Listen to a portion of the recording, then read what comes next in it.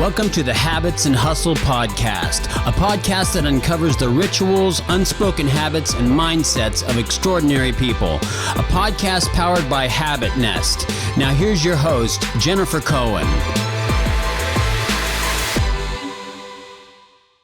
First of all, I want to say thank you very much for being on the podcast. I'm sure, you've been doing a ton of media for your book, and getting asked the same questions over and over again can be kind of monotonous. So I do appreciate you humoring me and, my audience one more time. I have to be honest, I am enjoying it.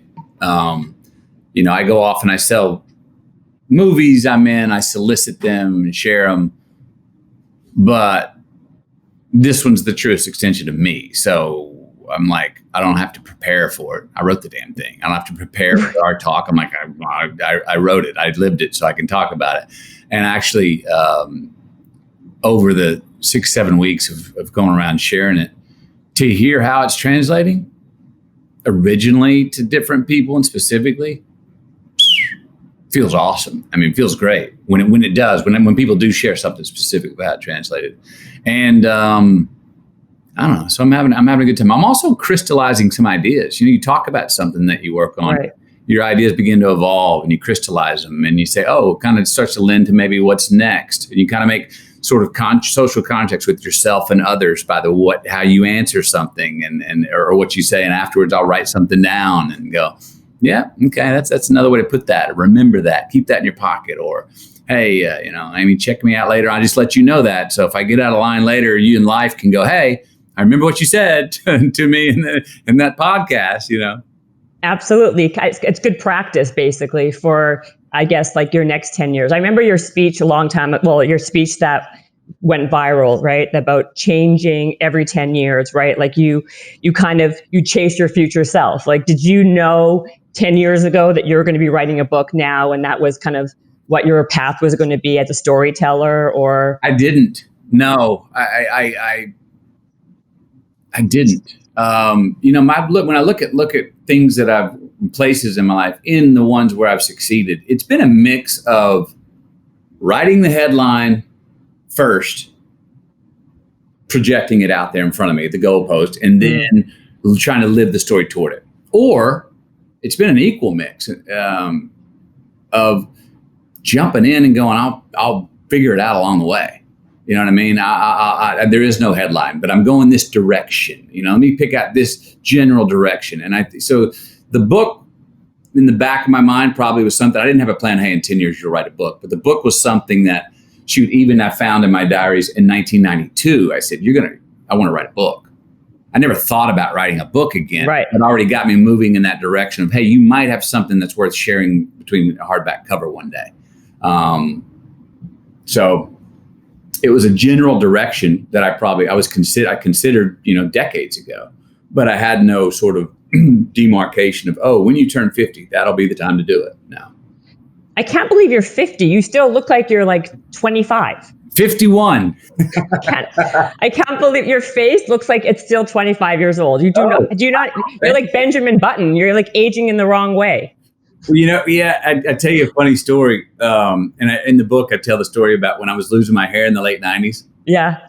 And so it is my real hair. But I used to have a silver dollar baldness here. And I didn't have any of this. And I started using this topical product, rubbing it, and damn if my hair didn't come back. Well, I was using Propecia to help retain hair growth. And I go to this hair doctor to go get that. And this guy actually does hair implants. And he goes, yeah, always wanted to meet you, Matthew McConaughey. I said, why? He goes, well, every year we go to this international convention of hair transplanters, the greatest hair transplanters around the world. And we always bring your picture up on screen and go, and the moderator goes, and who did Matthew McConaughey's hair transplant? Yeah. And every year, no one raises their hand. I go, of course they don't raise their hand because I've never had hair transplants. And he goes, yeah, but last year, one of my, this guy who does hair transplants in like Sweden somewhere, we brought your picture up again at the international convention. And he goes, who did Matthew McConaughey's hair? And he goes, this was me. And he goes, so I've always wanted to meet you because now I got to check. I go, look. And he goes, you don't have any hair transplants. He goes, I'm busting this guy's balls in the next year when we raise it. And he goes, you didn't do that. Because he goes, this guy's gotten a lot of work since he raised his hand and said he did your hair. So no, but you know what's so funny? Okay, I have to tell you a funny story, okay? Because there's a bunch, I live in LA, like where I know you don't live here anymore. And all these guys, okay, are, walk around and say, oh, I'm going to Matthew McConaughey's hair transplant doctor. There's a bunch of these doctors in Beverly Hills who are like touting themselves also as your doctor. Well, so I assumed that you had hair transplants. I do. You don't? I don't. No, this is all mine. It's always been mine. Somehow I brought it back, and the product I used didn't really work as well for other people that use it, but damn, it worked on mine. And I still use it today because I'm not quitting to see if I don't need to do it anymore. I'm like, no. Talk about a habit. My habit. I still daily topically rub this stuff in my hair because I'm not going to quit and see if I don't need to anymore. No way. That is so crazy because like for years now, that's what I just assumed that was what you did to kind of keep your hair looking so, youthful and young and full. Wow. Look, trust me, I considered it, but I never had to do it. Never did it. Didn't have to. My gosh, you're lucky. I mean, what's true? Like, I kind of feel like even reading your book, that's like another, like you kind of have like, I don't know. And I'm not saying like your life is just all luck, because I don't believe in luck like at all as only one thing, but you have had a lot of good luck, or you've made yourself good luck. You know what I mean? Like there's a combination, right, of your work ethic, conviction. But I feel like even like as a young guy, you kind of always had like a kind of a strong conviction of who you were and kind of like a self-awareness about you that went really well with having an opportunity and making it into something. I think so. And you're right. Look, we can look back at our life now and everything from 2 seconds ago back to the day we were born. We can do the math. We can add it up. All those things were at the time we're like, oh my gosh, I can't believe this opportunity fell in my lap. If we did something with it, it all makes sense. It's a science now in the rearview mirror. If we didn't do something with it, it's no longer a part of our lineage of our story because we did something else that got us here. But right. We look in the rearview mirror, it's all science. I think that, look, have I been at the right place at the right time? Sure. Am I opportunistic? Have I put myself in position to look for possible opportunities and then saw a gap and gone, bam, I'm going to try it. Yes. And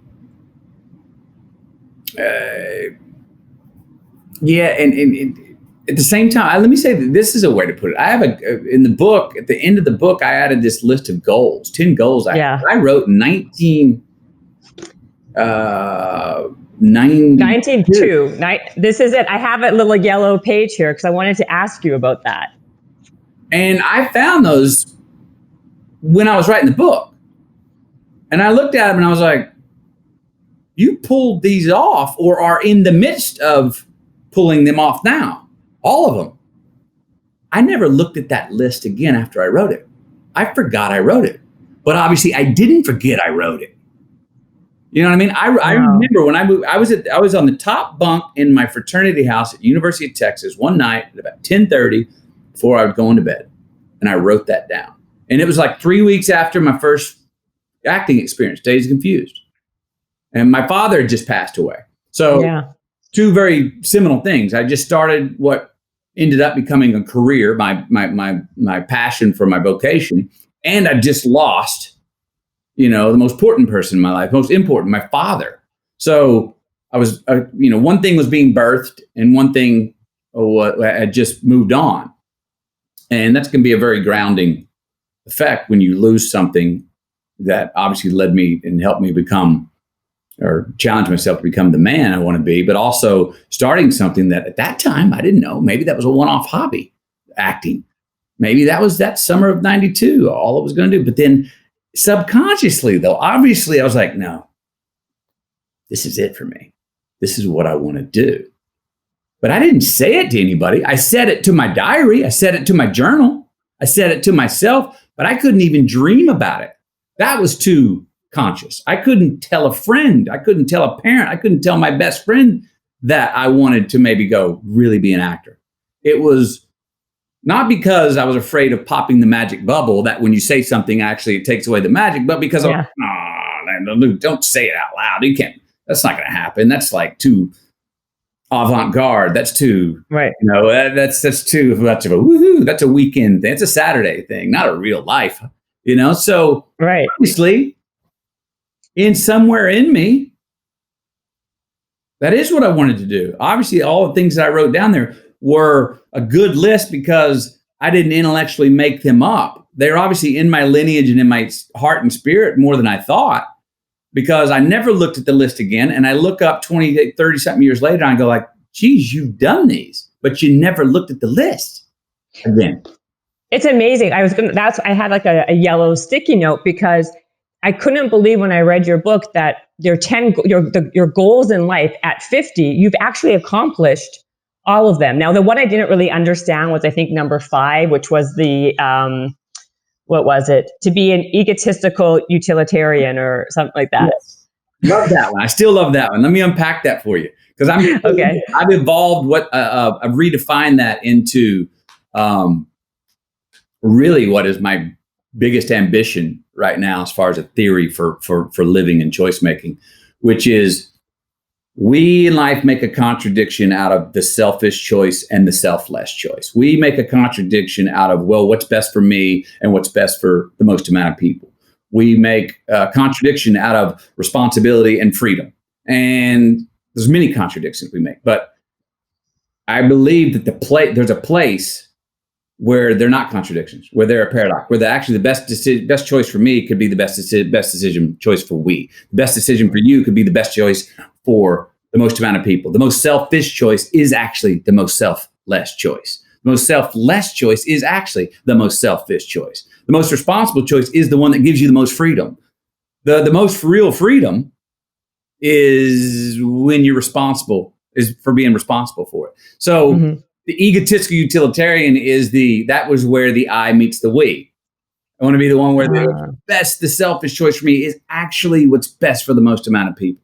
And I'd written papers about it. And that was back in 92. I'd written a paper in 91 about a character, John Wayne Goes West, I think was the title of it, about a character that went to Hollywood and was able to maintain his faith amongst the science, his faith amongst fame. It's why I did Contact, the movie. I wanted to play a person of faith in the world of science because I've always believed those two weren't contradictions, that science is the practical pursuit of God and that the two can coexist. So I've always been working on these sort of paradoxes, believing that two things don't necessarily contradict. And that's why I called it the egotistical utilitarian. Oh, okay. Gotcha. Because I was like reading that. I was like, I have to ask him just because curiosity. It was like, it didn't really gel for me. So I thought I had to ask that question. My definition. Yeah. I'm absolutely trying to unpack that. I really think that's still the place an evolved move. And if we look back at the most evolved people, I think that's what they do. Even certain prophets, that's the frequency they were on. And I would argue this, and my pastor says I'm pushing a big rock uphill and trying to redefine selfishness, but I'm a big fan of being selfish. And what I mean by this is I got asked earlier today, your father, you have a daughter, you feel, what can you do to help create a world where your daughter, for gender equality, has more opportunity later in life? I'm like, yeah. I said, well, no one does anything unless it's personal. But I do think everything's personal. And so if I'm in a position of power, I want to protect my power. All right, sure. And I want to, hopefully remain in some extent of power. But what's the more selfish choice? To hold on to that at the exclusion of opening up more equal opportunity for, say, my daughter in the future or women today, or even we can talk about this with race as well. What's the more selfish choice? To open up more opportunity for my daughter in the future, or to hoard my power and her not to have his opportunity later? Well, it's actually more selfish for me to make some either sacrifice or to make a choice that's going to open up place for more equal opportunity for her. She's my daughter. What's the more selfish choice? For me to lie, cheat, and steal from you now? So when I go in the future, I got to look over my shoulder to hope you're not in the room because I got to run from you if I see you. It's more selfish to not lie, cheat, and steal from you. So when I see you, I don't have to run. I don't have to look for the exit. I don't have to look over my shoulder when I find out you're in the room because I burned our bridge or picked your pocket. Because it's much more selfish for me. I'm buying more freedom in my future by not doing that, by not doing the lie, cheat, and steal you. I'm having stress in my future. I'm moving forward without having a bunch of red lights behind me and fires that I got to put out. I'm not purchasing my time, stealing from my freedom in the future. I would say it's more selfish not to lie, cheat, and steal from you. If you have a sense of delayed gratification, which I think we all need to work on that a little bit more and understand, have a little bit longer view. You know, I'm so glad that you said that. I think, especially in today's time, I think everything is about instant gratification, especially with, you know, social media and what everything is about the now. And what I really liked about in your book, when you talked about the power of no and how you went with almost 2 years without a job really in like the business because you were really kind of strong and convicted on not doing a romantic comedy anymore and rebranding yourself.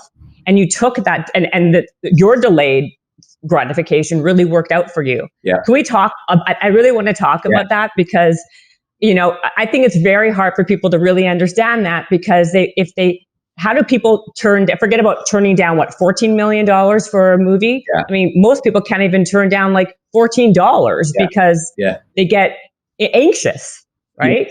Yeah. And look, forgetting the dollar amount, $14 million, $14.14, forgetting the economy of a socioeconomic situation. What we can do at any level, what we have more opportunities to do, and maybe a way to phrase it where more people can understand it, contextualize it personally for their own life, is that, you know, which account, again, it's a bit of the egotistical utilitarian. We need to fill our bank account. We don't want to be in the debit in our bank account. Well, we need to fill our soul's account. We don't want to be in a debit in our soul's account either. There's two accounts that are not mutually exclusive, that don't need to be a contradiction. So, or fear. It's fear too. Sure, it's fear. It's the unknown. It's limbo. That sucks. Give me a no or a yes. At least then I'll know and I can deal with the no. But the I don't know maybe time is like, what the hell? We're all in limbo now in COVID. It's exactly right. We're sprinting to the extremes because we need purpose and identity. Give me something to hang on to. And now we're looking up going like, I kind of got buyer's remorse. I thought I really was going to like hanging out with people over here. Totally. Totally. But there is fear to go, I'm going to be in limbo. You know, that choice that I made when I took off for what ended up being about 2 years, it was a one-way ticket into I'm not working in Hollywood. I didn't have a return ticket. I did not know. So, mind you, I wrote about the book. I had things to keep the reason I made it is because the work I was doing was not feeding my soul. I felt like I had no crisis of confidence thinking that, I can do the work I want to do. But I was savvy enough to be aware that, but I completely understand the powers that be that make the movies I want to do not want me. I have no demand to be in that category doing dramas. There's no demand by the general public or financiers and studios in Hollywood. Well, I really want to do that. Well, all right, I'm going to stop doing what I was doing, even though I can't do what it is I want to do. Well, that's my one-way ticket out. And trust me, I had over that 2 years times where I was like, I think I've pretty much been forgotten in Hollywood. I better start thinking about another career. I better think about another job. Maybe I do go back to trying to be a lawyer, or maybe a wildlife expedition tour guide, or an orchestral conductor, or I don't know. Now, mind you, I had things that kept me grounded at that time. A newborn son. Whew. My wife, Camilla, and I write about in the book. She's like, you're going to get wobbly because I'm a big accomplisher. I need to accomplish for my own significance. And I'm out there waking up and every day's a Saturday. And we know what happens when every day's a Saturday. Woohoo. 100%. It's like rinse and repeat, like Groundhog's Day every day. And that's not, too many Saturdays can make a tyrant of any of us. Yes. I agree. Over there, and that old that drink you usually have at 6 starts to look better at 5, looks better at 4, then looks better at 3, and all of a sudden you're like, wait a minute. Exactly. You're like drinking at 10 a.m. Exactly. So I had those things to sort of keep my compass down, but I was never, like, even if after 20 months the work that did come to me, even if that hadn't come to me, I wasn't going to go back. I knew it was very similar to the year in Australia story. There's something at a hunch subconsciously that, look, and I started to actually gain power with it, like confidence and almost honor each day that I was abstaining again. That I was like going, you're going deep, McConaughey. And it started to feel like there was more value in the endurance of the abstinence and the endurance of the saying no, of the endurance of the limbo, of the one-way ticket that I'm not going back, and started to get an identity in that the longer this goes, the more valuable it will be, almost. Is that kind of like when you did the Dallas Buyers Club and you lost all that weight? Like the more weight you lost, the more skinny you got. It was like kind of like, I can keep on going. You had that same kind of conviction or okayness with abstinence. Like, how was that? That's similar, but that was much easier because easier. Ooh. Yeah, it was easier because that was not a one-way ticket. Meaning that was not a one-way ticket, but that was still like having the mindset of I'm going to be okay. I can do this. Like you always had the confidence to kind of set your mind to something and then stick to it, and then actually like make a plan and then work the plan. Well, the thing with like that losing that weight in Dallas, that when I in the way that I'm saying it wasn't a one-way ticket, and the way that it did have a return ticket, the return ticket was that's what I needed to do my job.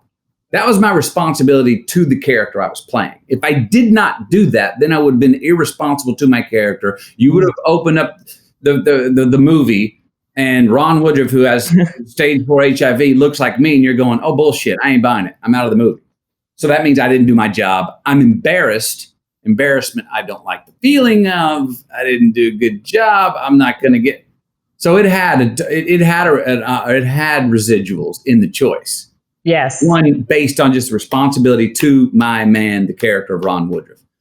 But the deal, I did start to get honor in the endurance of it. Like it took 5 months to lose the weight. Now, as you probably know, what's the hardest part? The magic's in the initial decision. Click. Mm-hmm. What's the hardest part about working out? Putting our shoes on and getting out the door. Exactly. Kind of easy. You just kind of go do it. So once I clicked, it was like, this is what I'm doing. Now, mind you, the version that there was only a one-way ticket is the movie wasn't real. We didn't have the money to get the movie made. I saw that. All that weight while I'm going, we're making it in October, and my agent behind closed doors is going, you don't have the money for that movie. You keep saying you're making that movie. There's nobody's financing. There's not a movie. I'm like, yes, there is. And he's like, and you're losing this weight. But then I also started to recognize the asset of the fact that I was losing weight while people were saying the movie's not real, but they keep saying they're doing it. And people started going like, but look at you. You're down to 160 now. You've lost 30 pounds. Maybe it is real. Exactly the illusion of like, well, maybe they are doing it. I mean, McConaughey, look at him. He's losing the weight. It's getting down. Are they doing that movie in the fall? I mean, they got to be. Look at it. Well, on paper, no, they're not. But it seems they are. And myself, the director, the producers, nobody flinched. We just bold-faced said, we're doing it. And then we see the money, and we're like, we'll be there on set that day. We just didn't flinch. And somebody's well, I guess they are doing it. Let's finance that thing. I mean, yeah, I was going to say, what would happen if no one did? Like someone at the last minute gave you $4.9 million, but I mean, it was very close. Like you were actually it was going to be October or whatever in the fall, and you already lost the weight. I mean, that's what I'm saying. You have there's like a stroke or streak of luckiness in there as well, but there's also another quality. I think it's just like when you believe it so hard, you actually end up achieving it. And it's a mindset. For sure. And look, and I recently did my whole family lineage in the ancestry.com. And I guess I was not surprised to find out there was no royalty, but there was a whole lot of riverboat gamblers. That's funny. Yeah. So, I mean, part of it was, look, I'll say this, and this leads back to an earlier tool that I talk about in the book about when faced with the inevitable, get relative. Sometimes it's about doing a trick in our mind and going, no, I'm doing this. Mm-hmm. And knowing, also compartmentalizing, going, I know this really might not happen between you and me, and you're only talking to yourself. But you know what? If it doesn't, let's find out. At least we're gonna know. It's like taking up that wrestling match in Africa. When Michelle, that wrestler, said, "You, me, in the pit," my heart rate started going, and I'm sitting there going, no way. And as I'm saying, no way, in this ear, I'm hearing, if you don't, you'll regret never knowing what happened. And I'm getting up. And all of a sudden, I'm standing up in front of him. And I didn't consciously tell myself to get up. It just happened because this ear overtook this ear. And the little angel overran the devil. The devil was saying, hey, stay down. Don't do it. The angel was going, find out, or you'll regret it. Yes. So I got up and point to him and walk to the pit and go have incredible wrestling match that ends up being a lineage of a part of my life and a story that wasn't only a wrestling match. It was a great moral of a story where I learned it wasn't even about who won and lost the match. It was about when I accepted the challenges, when I became a big man in that tribe. And that the person that I wrestled, that I handled, walked me silently 15 miles, holding my hand the next day to the next village. And then I returned 5 years later, and the same guy walked me the same 15 miles. That beautiful. Because when he challenged me to a match, I heard this ear go, don't you dare. And this ear go, are you kidding me? Find out. And got up. If I wouldn't have got up, none of those stories would have happened. None of those beautiful stories that I learned and was able to live through and witness would have happened.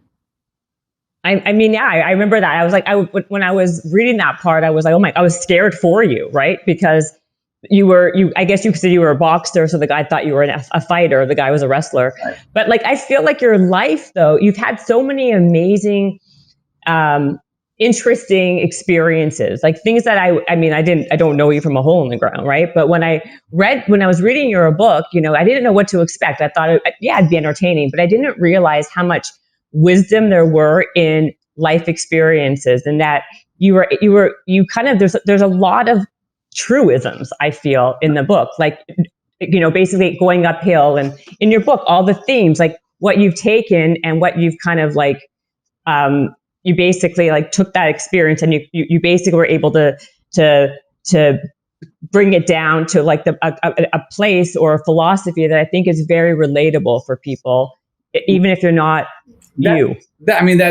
Thank you. I'm glad I hope it translates, like that. And I love deconstructing an experience, a time, a story, from a summary down to what's its initial, a truism, an aphorism, a bumper sticker. A bumper sticker, right? People go, oh, well, that's a platitude. Well, I don't know, whatever. Here's and it's what I mean by just keep living. Hey, there's no G on the end of living because life's a verb. Well, that's intentional. You can unpack that. You can write a story about what that means. What do you mean there's no G on the end of living? Just keep living because life's a verb. Well, you can write a book on life being a verb and not a noun or an adjective or an adverb. There's a book there to unpack. So I love deciphering something down to a one line, because what I love about a truism is it doesn't tell you what to do. Nobody likes to be told what to do.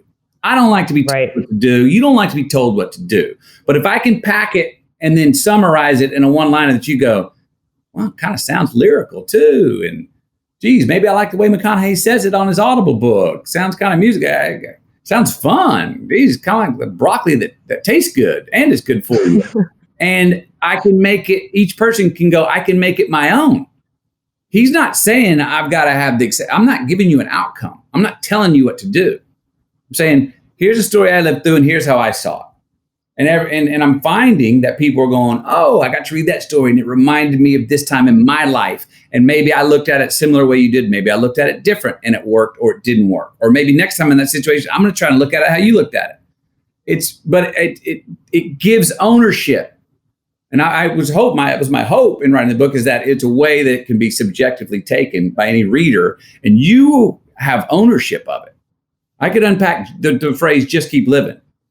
I said, just keep living for all of us everywhere. But none of mine are going to be the same as yours. And none of yours are going to be the same as mine. You have different contexts. You have different things going on in your life than I do. So all those variables go into that decision. But you can still base going, I'm going to make the just keep living decision. And if you look at it, there's going to be, the best just keep living decisions, so to speak, is going to all, yours and mine are going to fall in the same category of going, yep, that was, I'm going to look at yours and go, yep, that was one. You're going to look at mine and go, yep, those are ones. They weren't mine. Yours weren't mine. Mine weren't yours. But a truism gives an ownership. The person reading it can go, how can I apply that specifically, subjectively to my life? This isn't McConaughey telling me what to do. It's not telling me then you better do this. No, that's boring. Maybe we all want to be we all want to be the author in our own adventure. And if we can have little things that we can measure, guideposts, that we can kind of go, did I look at it that way? Did I look at it that way? Then we're still the pilot, each of us individually. Well, yeah. Also, you could have actually named the book Just Keep Living. Don't you have a company called Just Keep Living too? I put Just Keep Living on everything. But I haven't, it doesn't fit. I mean, it's been on everything. That's what I'm saying. You know? It's a great slogan. It's a great bumper sticker. And I think people can really, everyone can resonate with it. It's very relatable. So why didn't you call the book Just Keep Living? Why did you call it Greenlights? Well, Greenlights is a sort of even a deconstruction of Just Keep Living. Plus, I love the metaphor and the analogy, the symbol of traffic lights and life in this highway that we're on. Whether it's a river or a road, these are highways and they're veins that cut through, and we all have our own singular path that we're on. And we hit red lights, we hit yellow lights, and we hit green lights. And we love the green lights because we just proceed, easy street, summertime, no shoes, here we go. We don't like the yellow and the reds. They make us slow down or they make us stop. Dang it. Why'd you get in my way? Why'd you interrupt me? Why'd you intervene? Why do we have to sit down and talk about this thing again? Can't we just keep rolling? Oh, why? I got to think about this. Damn it, I don't like it when I got to think about it. I like when I can just do it. Well, all those are actually lead to the evolution of the green lights. There's value in those. That's how we evolve in the yellow and red lights. That's where we take that time to have some introspection. My mom, one of our greatest traits is resilience. My mom is you step in the pothole, fall down, you get up, dust yourself off, go. Great. I wish more people had more of it. I wish I had more of it.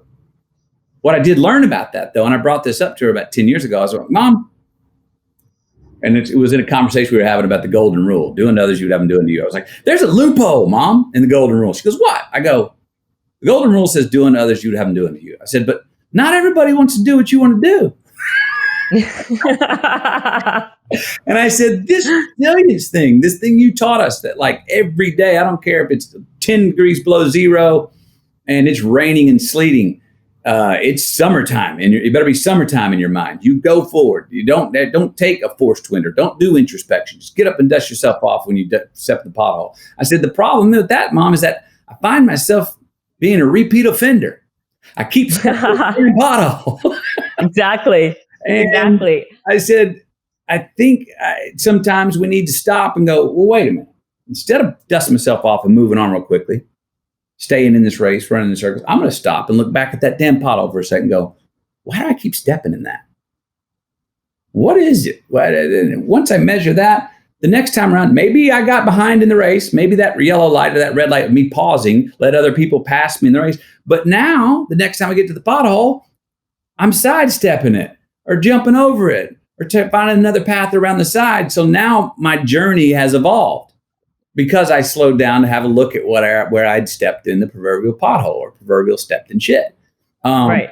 And so, and I, that's the value of, that's what I mean when I say a yellow and red in the rearview mirror. Life actually turns green.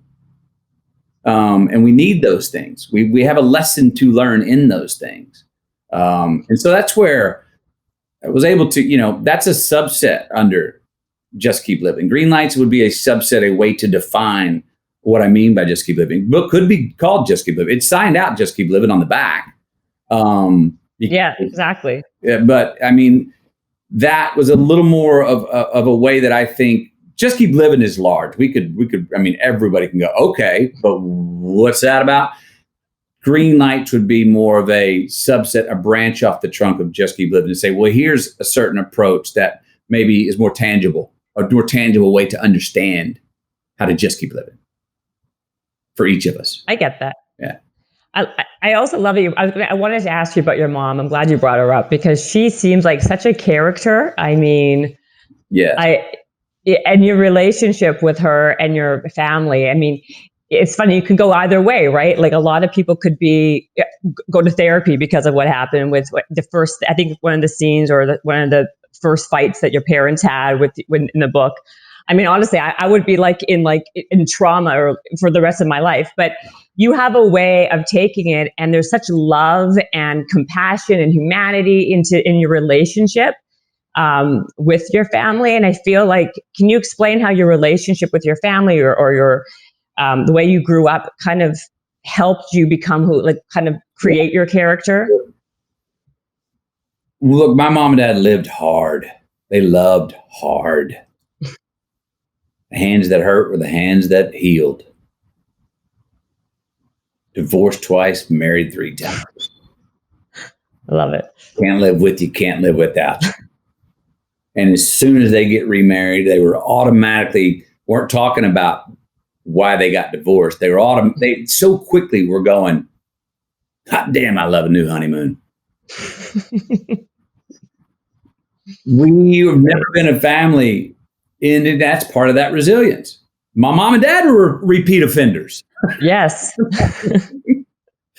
And I just applaud them. I mean, we didn't, and it's true. What tickles, and I have to watch this, especially in position I'm in where a lot of my words come out in bold print and I can say things to some people that it may come across like I'm talking through a megaphone, even if I'm not.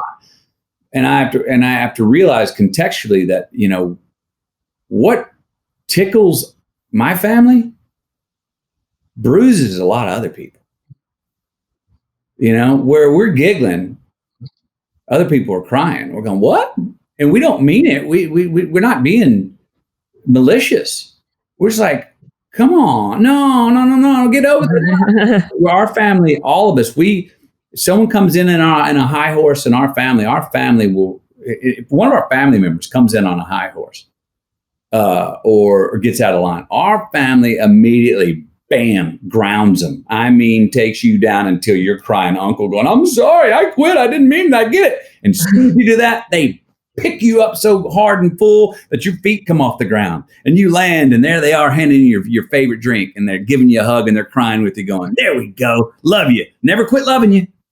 Damn, I didn't, I was raised on that, Dad. I love you. I just don't like you right now. So we had times of dislike. My mom and dad's 2 divorces were not liking each other. They never quit loving each other. Those fights that I would see them in, the love was never in question. Even in my 4-year-old eyes, the love was never in question. And they would blow through yellow lights.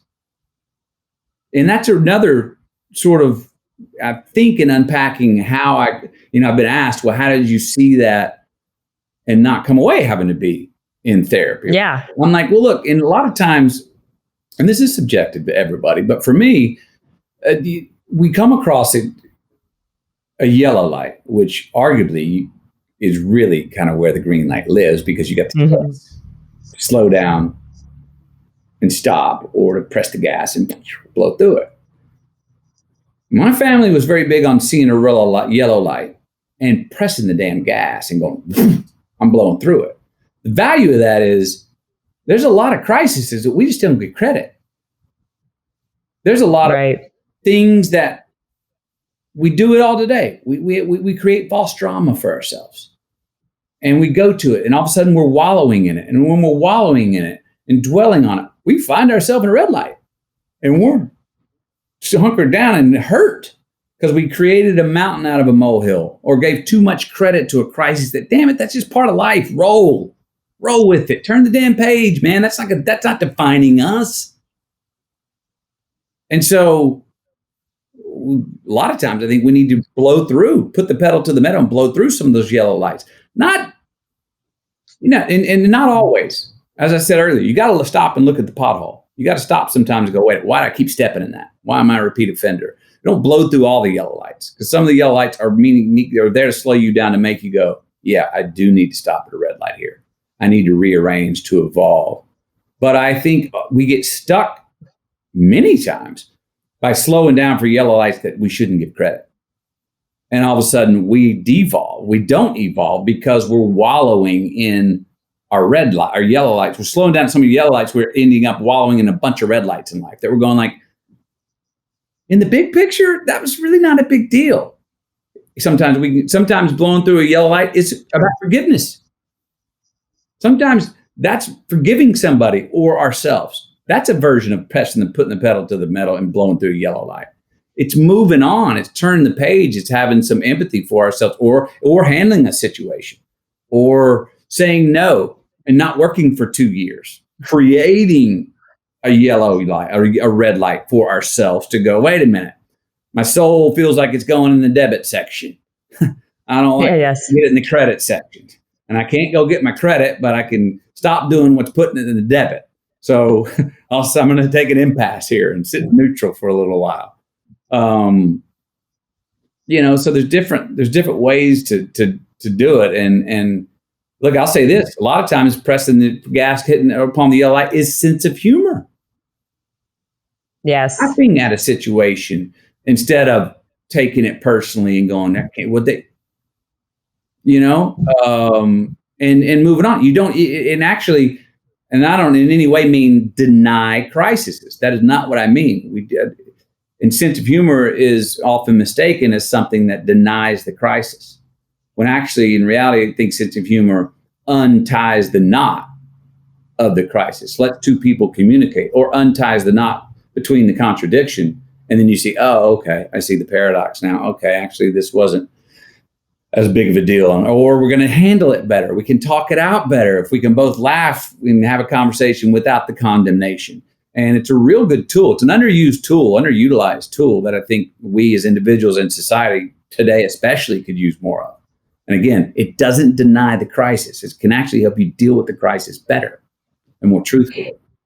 I mean, obviously, you guys, you have a very close relationship. I mean, you left LA, Hollywood, whatever, to move back to Texas, right? To Austin. Is that why, to be closer to your family? Is it because you also, like, what is your, because you seem, again, very authentic and a real person. And to be in an environment like that, believe me, I see it all the time living here, is like, it's as you like to say, it's kind of like a contradiction, kind of like it seems to be like an antithesis to who you are. When you came here for the first time, or came to Hollywood, you kind of always said, you can't need it. You have to want it, but not need it. Yeah. And I'm curious, because people come here, like there's, boats and buses of people coming here by the droves, right? Who are so desperate to want to do something. How do you change that mindset from, okay, you know what? I don't need it. I just want it. Because that happens in anything in life. I feel if you are too desperate for something, it never seems to ever work anyway. Yeah, it's touchy, because if you tell someone and you understand what you just said, if you're too desperate for something, you're not going to get it. But they don't have a real good they don't have the work ethic. Mm-hmm. That can not be good for them, because they can go like, oh, well, if it's number 2 on my list, then I won't bust my backside to do whatever I can to get it done, if they don't have it. But someone who has the want to and the will and the work ethic and the innate ability to maybe to do it will actually usually get more done if they do make that thing they want, number two, at the highest level, and are not so desperate for it. It works not only in careers, relationships. I have a story in there about when I found Camilla is when I quit looking for the one. You know, we do this. I mean, I remember before I met her, I was looking for the one at every damn traffic light, produce section, everywhere I went. Not possible. Was she potential? Maybe. Yeah, you know what I mean? I was looking. I was leaning, literally intruding into their space, looking and going, "What are you doing, dude? Sit back and take care of yourself." And that's when she showed up. But in the look, family was a big one for me. Soon as we had our first child, Levi, only thing I ever knew I wanted to be in life, being a father, any parent knows, well, that's all of a sudden that becomes at the top of what it is you need to take care of. And so your career, as much as you want to do it, inherently, instinctually becomes two. It doesn't become less important, but it becomes two. It's also a little bit of what I was talking about earlier in the book about not having reverence for things, being more less impressed and more involved in them. Have full respect for the job, for the mortal thing that you're trying to acquire or the person, but not a reverence that keeps you from being involved in it. When I had family, and then when we had children, and before we ever had children, Camilla said, "Look, here's the deal: you go, me go to work, wherever I go in the world, we go." I had a moment there. I was like, "What?" Oh, and in my mind, going, "No, when I go to work, I live on my own. I have my airstream. I'm with the dog. That's it." And as that's going through this year, just like in the rest of the match, this year says, you better nod your head and say, "Yes, ma'am." And I said, "Yes, ma'am." And it was the right decision. And was wonderful for my job and my career to have my children there to interrupt my time when I got home from work or say goodbye to in the morning, to know that at the end of the day, they were the most important thing, actually opened up and allowed me to do better work. It's also kind of scientific in that myself, and I find this is true, a lot of people tell me this, do their best thinking, saying on the road driving. And there's something scientific about you're performing a couple of motor skills. Your foot's on the pedal, you're maintaining the speed limit, but you're not thinking about it. Your hands are on a wheel, you're staying in your lane, but you haven't really thought about why you're staying in the lane. But doing those simple motor skills has opened up a creativity. It's almost why kids, like a squishy ball. Let me do one little thing that I don't have to think about on the side. And that allows me to free up and do this other thing. Well, having a family or having something in your life or faith or whatever, you go, no, that's most important. That's inevitable. We're not even discussing that. That's an obligation of mine. I understand that that's more important, my family or whatever that is in someone's life. Once we go, I know that is, and I don't have to think about that being the most important thing. It can open up us being better at achieving that maybe career goal or what we do in our career. And the desperation can lead to sort of the story. You don't tell you tell the stories too fast. The pace is too fast. The desperation you get ahead of time. You don't have the breaths the drama of life gives, that telling great stories has, the pause, to take the time and the details, the not rushing to get to the punchline. And whatever story we're telling, and whatever our job is, whatever our goal is go, no, let's stick in this process. I'm trusting. I'll get to the end of the story. I'll get to the punchline when it's time. I'll feel it. Trust it. Don't anticipate it. Because if you need something, you're desperate, you're always anticipating. What is it around? Is she there? Is the next job there? Is this the one? And when you're doing that, you missed her when she just walked right by you because you were thinking she was supposed to be over there. Or you missed, you were so anxious about getting that audition right. So how do you get better at that? How does someone get better at that quality? Because that's hard. And it's something that it's right. Trust is hard. Trust is hard. I mean, because look, and let's not belittle the other side of that, which is damn right. You know what you want? Be obsessed and go and get it. Go get it. Got many things in my life because I didn't ask permission. That's what I was going to say. I'm getting it. I'm writing the headline first, and then I'm going to live the story to go get it. Plenty. So it is a balance of those two. I bring up Hollywood being a place you want and not need because it is fickle. You can do anything you want in Hollywood. There's not help wanted signs out there. The guards at the gates ain't there to keep you in. They're there to keep you out. Whatever you want to be. Yes, yes, yes, yes, yes, yes. Well, man, too many yeses make a tyrant out of anybody.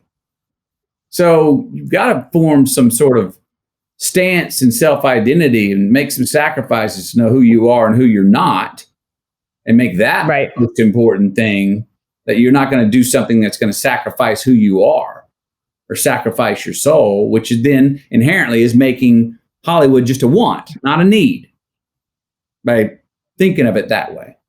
The process of elimination, you're saying, is how to find out who you really are. Is basically a process of elimination, knowing what you don't want to be. Initially, for sure. And if we get so fortunate to get to a place where we're like, okay, now I have in front of me who I am and what I do want to be, bang, attack it. But most of the part, for the most of the time, I've found that figuring out who I know for who I am is not being so clear about what it is I want to do, but eliminating what it is I don't want to do, or go, no, I'm not that, or no, I don't like hanging out with them, because every time I come away, I maybe had a good time, but I have a little bit of a hangover because I feel guilty about the subject matter we talked about, or maybe they gossip too much, whatever it is.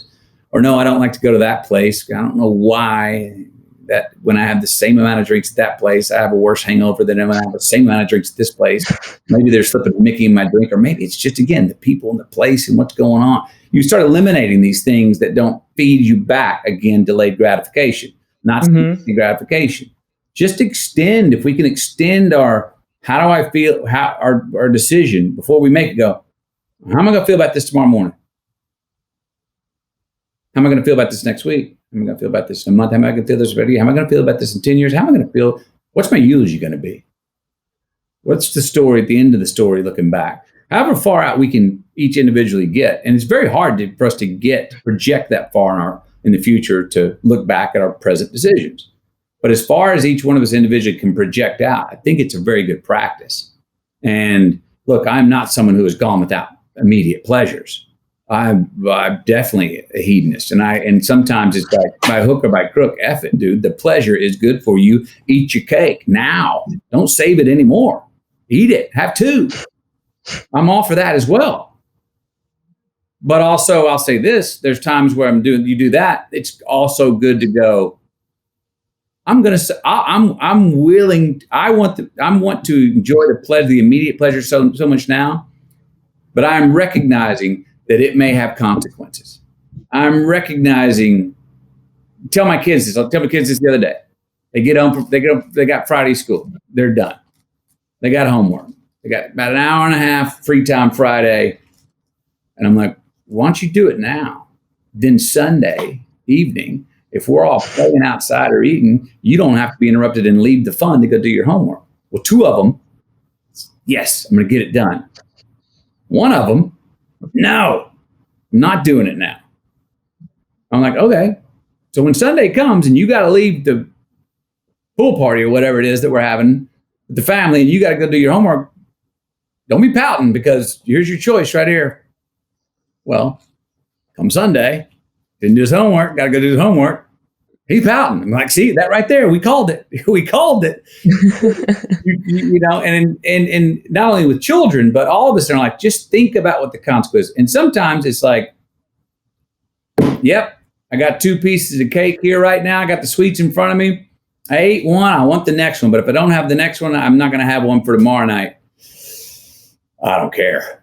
I want them both right now. And so, but then realize, well, tomorrow night, don't get upset when you don't have any cake, because you're doubling up tonight. And if we just go, got it.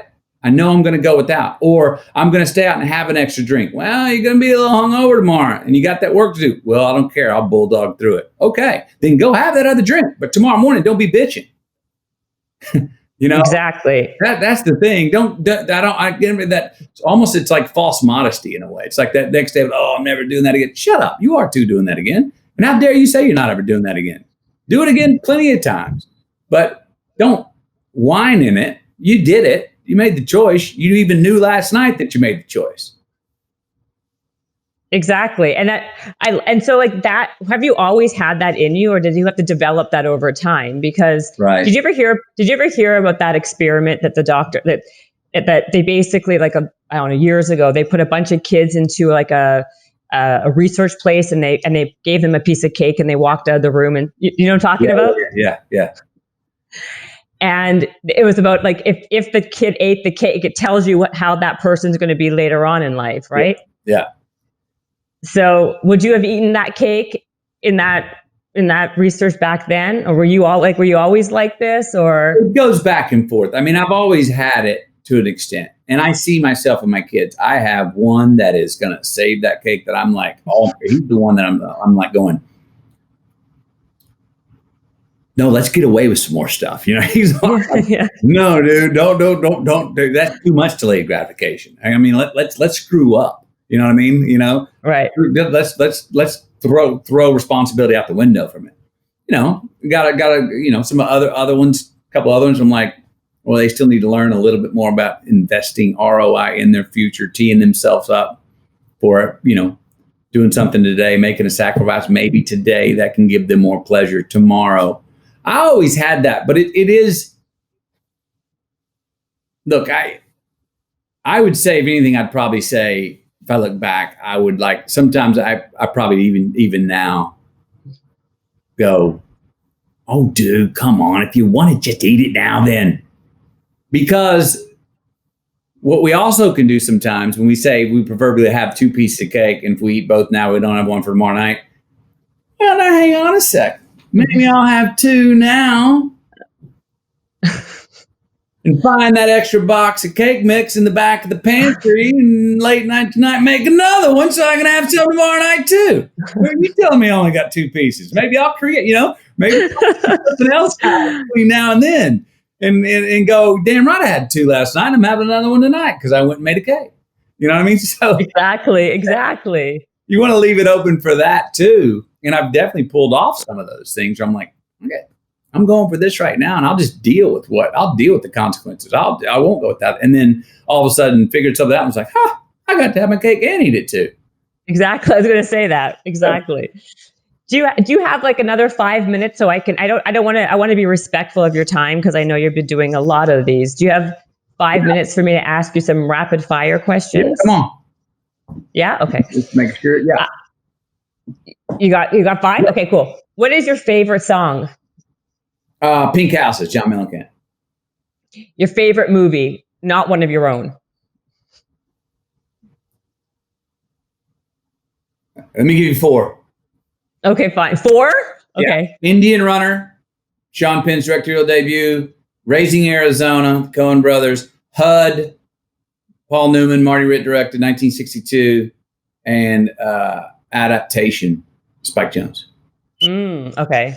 I know your favorite book already. It's in your book. So The Greatest Salesman, right? This is your favorite book. So and Emerson's essays he's got one particular, an essay on self-reliance that it's just like gold to me. It sits over there and it's not that many pages, but I remember the first time I read it, it took me like over a year to read, because every line I was like, whoa, okay, I got to walk away with that line and try and apply that to life, and come back 2 weeks later and read the next line. I'm a very slow. Oh, wow. I'm a slow reader too. You would be surprised how long it took me to read your book even. So yeah, I got it. Self-reliance. I'm going to read that. Okay. A few more, running, biking, or swimming. Which one do you like the best? Running. What's your favorite workout? Running? Favorite workout? No. Favorite workout? Besides the obvious. All right, I'll say this one. For everyone, a night out dancing with my wife. Oh, That, and it's a great, talk about, that's great cardio.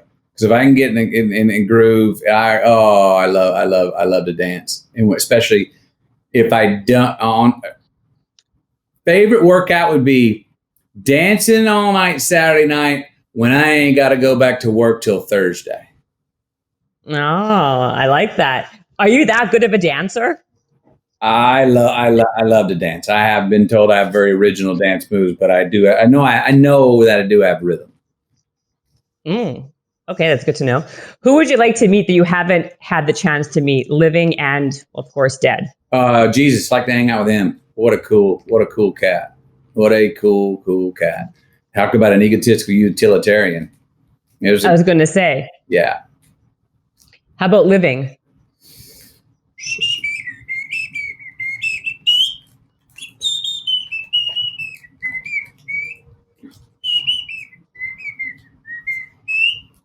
Right now, I'd like to have an afternoon with President Joe Biden. Oh, I'm sure you can make that happen. You think so? I mean, I don't know if I get an afternoon, but yeah, I could. An hour? I hope he would be able to maybe get me on the docket for an hour. Yeah, maybe I can help you out later on. Please. Okay. And then one more bucket list thing you still haven't done, because you've done so many things that you still want to. Yeah.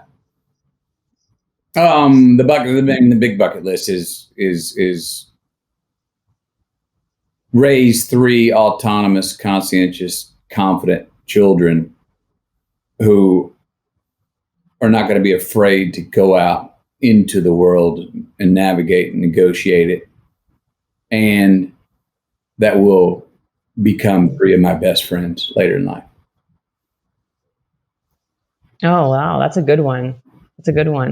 I think those are all my questions. Those are all my rapid fire questions. And, I have like a bunch of other questions, but you know what? You've been such a doll for taking out this time and, hanging out with me and humoring me. Yet another person asking the same question. So I appreciate it. No, really. It was, again, it was, I really enjoyed it. It was completely original for me. And I really enjoyed your take, your questions, and our conversation all together.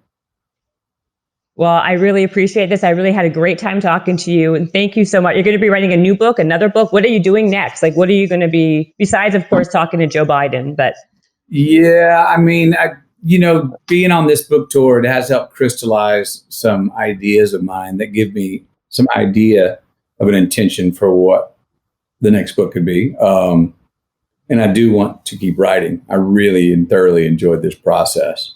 And I want to continue to do it again. If I can have something worthy of sharing. Right now we're taking care of the family, ride out this COVID thing until we all feel secure with embracing. Measure then how much the world has actually changed, which I believe it's going to be, at least in my life, quite a bit to an extent. There's many versions of this sort of interaction, business-wise, that I actually prefer and will continue to practice. And where we're going in the form of our communication in the future has changed a lot for me, and I think will change for a lot of people. What we've learned, and even companies have learned actually that we're more productive this way. And then I'm just got this theory of personally and as a people and as a country, where is there anything I can add that could be useful to helping us build forward and come out of this time of great distrust, where we can form some social contracts between ourselves again and each other. My hunch is that we can do that through a common denominator of values that are, supersede and slide in between your politics and your religion, to reform some trust with others and ourselves again, and get back on the road to evolvement coming out of this red light year. because this year's still going to turn green one day. It is. One day. One day. When? When? It's going to be relative for each person, and again, I mean, sometimes, someone hears that and they go, wait a minute, I just lost my dad or I lost a loved one. What do you mean turn green? I'm not saying, again, it ever denies the red light of a loss, but the assets of even tragedy of losing someone that we love, they are revealed later in life. And if they're not revealed in our life, maybe they'll be revealed in our children's life. If they're not revealed in their life, maybe they'll be revealed in their children's life. But somewhere in the future of time, the assets of our red lights will be revealed. And even this year, I fully believe that they will be. But we've got some work to do to start turning the page, to turn at least turn the red, maybe go to yellow first and then into green. We've got some building to do going forward. I was going to say, I mean, I know isn't the movie business like totally shut down still, and no one's really doing much right now, right? I'm surprised at how much they are doing, actually. I'm not. I'm surprised at how much they are making. I mean, the future of the movie business is in flux. The future of theatrical releases is in flux. What is the future of the theater? Of going out to the movies? Is there going to be these big social gatherings? Are those going to become sort of calendared events that happen once a month where people plan and you've got to go through certain protocols and it's a big event that happens? I don't know. The world will still want content. The world will still want to be entertained. The world will still be enlightened. The world will still want to be educated. And if you can do all three of those in one, that's really cool. Just where do you put that content? This is a random question a little bit, but someone who's like, you're very into like health and fitness and wellness still. Yeah. Like that's kind of like the brand that I've always growing up thought of you as, and you seem to always talk about needing to sweat every day like me and working out. How come you never started some kind of wellness or health fitness brand or put your name on something, or have you? And I just don't even know about it. I mean, we have our, I mean, I'm not a physically fit workout nut. Like I said, what I'd really like to do rather than go to the gym is go have more dances all night with my wife on there. Exactly. Dancing and sex. I got it. Yeah. You know what I mean? I mean, that'd be ideal. Do you work out every day? I break a sweat every day. Doing what? Well, running. Sometimes, we've got a knee that I'm dealing with now, so I've had to hit the elliptical because the meniscus has been out.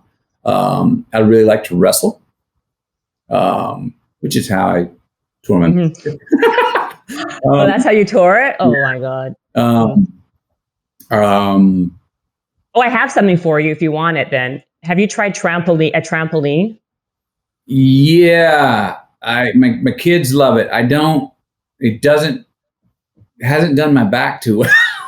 Oh yeah. I noticed that it was a little bit different than it used to be when I was 8 years old doing double back flips. I'm like, what happened? No. I don't mean doing that stuff. I mean, like, just jumping up and down for your lymphatic system and giving your knee a break. Because I have the same problem right now. I have a knee issue. And so I've been trying to, like, for cardio and for breaking a sweat, you should try jumping on a trampoline. You break a sweat just jumping up and down on a trampoline? Well, you got to do because it's 80% less impact than being on the floor, on the ground, right? So you can run on the spot. I hold like little weights, and I basically do a lot of high knees on there, and then like jumping jacks with it, and you can do basically like it's not going to be running, but at least it's really good for your lymphatic system and gets you kind of going. And with the knee problem, you got to be super careful. So as I'm sure you know. Right. Yeah. My workout changes. I mean, I've got in different places. I got different runs that I'll find. I'm a guy who I like to go run for time, meaning like I'm going to run that way for 20 minutes, and all I know is it's away from home. So yes. at the halfway point, like, geez, I'm tired. but the way home's always easier because you're going to make it home. Like, well, Exactly. I'm definitely making it home. And if I run half the distance away from home, then I can. So you don't do weights or anything like that? Mostly body weight. Body weight stuff. And then it matters what role I'm going to have. I just try to keep my body a few weeks from able to get in peak condition for what I need to do, unless it's something extreme like Dallas Buyers or something. I love these myth busters because I thought you had hair transplants, and I also thought you were like a workout fanatic. And now I know you're not. No, I'm not a workout fanatic. We eat well. I like to run, do push-ups, and do crunches. And so during my run, if I get tired, I'll drop and do 20. And it's a great for my legs. But then after about 3 sets of 20, then it's like, oh, geez, not another push-ups. I want to keep running. So I'll just keep running, and I'll just say, run until you've done 200 push-ups. Oh, I love that stuff. Yeah, I do that too. Like little games with yourself. Yeah. I love that. It's fun. No, I miss it. It's what? It's fun to mix it up. 100%. No, I was curious because I thought because of what I thought you would, just from what you see out there, I thought I'm curious why he's never put his name on a fitness brand or a health brand or started something or. I've been approached and being, approached in the wellness world now. We have our foundation, which is about health, nutrition, and gratitude. Right. I love that. It's all about wellness for younger men and women. But never really, not on a brand. I bet you I could design some cool shoes though for 100%. Some footwear company. I'm sure you can. Right? What was that? See here? Anyone out there? You hear that? I know. Well, I think you can find. If you make one, I'll make. I usually do this podcast, by the way, on treadmills. I don't know if you know that or not. I didn't know what that was. I knew it was something. Some vortex of People think it's a Game of Thrones chair, but it's not. It's just it's the fact. It's basically I usually do that. I don't normally do it like this. We do it on treadmills, and the idea is to kind of not just multitask, but it's good for your brain, for your cognitive. That's what I was talking about earlier when I'm talking about driving. Mm-hmm. Having a foot on the pedal, but you don't think it opens up, to be able to do some sort of physical activity that you don't have to think about. You're not thinking about in the conversation, oh, I got to stay on the treadmill. No, you're in the center. You're not sprinting, but you're sitting there moving, and it opens up the mind. It frees the mind. Yeah, absolutely. And that's why for me, that's why a lot of what you talk about really resonated with me personally, because it made sense for so many reasons, not because I do what you do, but because in my life, I can relate it to me, so that's why. Cool. Do you take any supplements? Do you do anything to stay this way besides eating well and running and push-ups? Glucosamines for my joints. Mm-hmm. That's really it. I'll take some protein powder when I'm, after I work out, just to sort of, hold the weight on and maintain the weight in the places that I want to maintain the weight. Because at 51, 188 pounds, my body at 188 today is different than my body was at 188 when I was 30. Right. Well, although you can't tell, I kid you not, I'm not just saying that to blow smoke up your butt. I cannot believe that you look just as young or just exactly the same as you do when you did, 20 years ago. Well, thank you. It must be genetics. You know what? What would be? Geez, I don't have a lot of stress. I like to work hard, but I don't like to stress. You know what the simplest one I think is that people don't do enough of, and it's so simple, and I'm sure you do. Drink more water. People say that. Do you really think hydrating that much makes a big difference for your skin? I do, especially if you like alcohol, and I like my drinks, especially want to keep it flowing to not get the circulation. I think it's very important. Wow. If we can all look like you at 51 by drinking some water, I think that's and it's cheap and free. I think it's a great tip. Anything else that you do? Well, I'm all for getting out and getting a little bit of sunshine without too much sunscreen on. I'm all for go get you a little hit. And if you vitamin D back too, and I think just that if you can break a sweat, that's a form of circulating and hydrating and getting it moving. Breaking just some sort of sweat, you see, generated. Because I've had people go, I broke a sweat, I went to the sauna. I was like, no, you have to generate it from the inside out. Sauna's great. I'm all for it. Oh, you know what my latest favorite thing is, and then this is not novel, but boy, talk about for recouping and joints feeling better, and actually it does burn a lot of calories, the cold plunge. Oh, I know. That's amazing. That's a really good one. Really? Do you do that? I try to, I'm working on getting one actually here at the house now, so I can just go, work out and then do that 3 minute sessions. And it does everything from heal to tighten your skin up to amazing, get your body ready for extreme situations, because it does have a learning curve with it. When you first get in it, you're like, oh, I know. It's crazy. Go out and you learn to level it down and control it. It's do you know what they say to do is do cold plunge and then do the sauna, go back and forth. Yeah. Yeah. Do you have a sauna at your house though, or no? Yes. Oh, do you have a Clearlight one? I'm thinking of buying a Clearlight one. No, I don't even know what the brand is, but it's high powered. It's hot. It's immediate. It's hot. It's a hot one. I think that's basically all my questions though for you, unless you have anything else you want to share. No, I don't think so. We covered a lot of great stuff. I enjoyed it. I really appreciate you taking the time and sitting with me and doing all of this. And if you want a trampoline, I know how to get one for you. Okay. All right. Okay. Deal. All right. Thank you so much. Have a wonderful day. You too. And the book is called Greenlights. If you don't know, it's like the #1 bestseller right now. Here's to catching and creating more of them for ourselves and each other. Those egotistical utilitarians, go. Exactly. #5 on the goals. You're amazing. Thank you so much. Okay. I hope to meet you one day soon. You too. All right. Be well. Bye. Habits and hustle, time to get it rolling. Stay up on the grind, don't stop, keep it going. Habits and hustle, from nothing into something. All out, hosted by Jennifer Cohen. Visionaries, tune in, you can get to know them. Be inspired, this is your moment. Excuses, we ain't having that. The Habits and Hustle podcast, powered by Habit Nest.